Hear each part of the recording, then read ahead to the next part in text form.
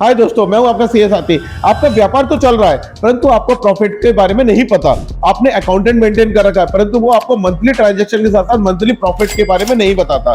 तो आपको एक वर्चुअल सीएफओ की जरूरत है।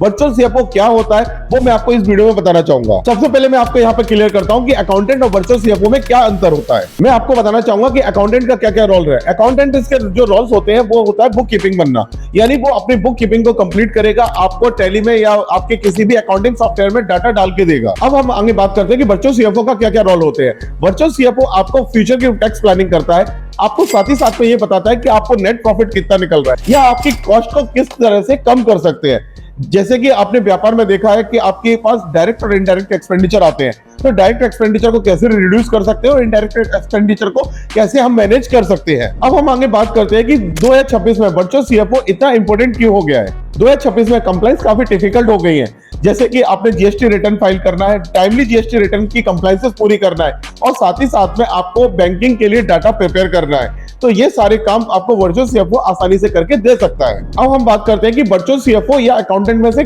कौन सा हायर करे।